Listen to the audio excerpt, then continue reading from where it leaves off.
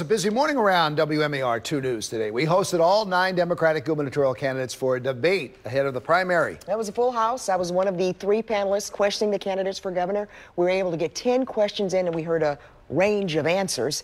WMAR-2 News' Abby Isaacs joins us now with a wrap up the candidates. It was a very interesting conversation. Well, it was. Good morning. Maryland's anchor Christian Schaefer actually moderated the debate, and it included all 9 Democrats attempting to win the opportunity to unseat Governor Larry Hogan, who's running unopposed in the primary.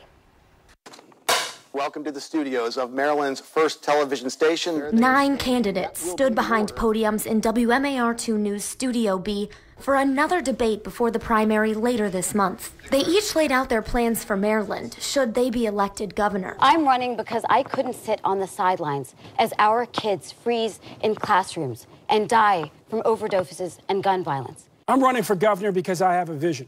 We can finally fully fund our schools. A main focus for many of the Democrats, education. I think that while no one thing is entirely deterministic of future well-being, the thing that comes the closest is education. We have to make sure that every child in our state has that same opportunity, not just some, not because of your zip code or where you live, but every child. WMAR-2 News anchor Kelly Swoop brought up something on the minds of many parents: school safety.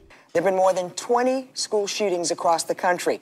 Now, some districts across the country are talking about arming teachers to keep the classroom safe. Giving guns to teachers is crazy.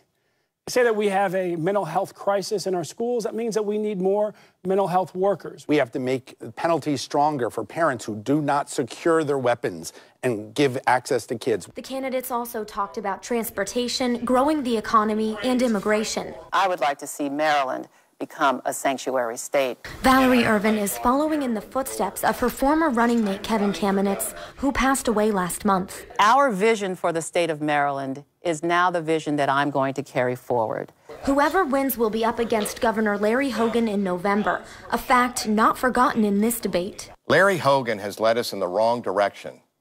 Our schools are slipping.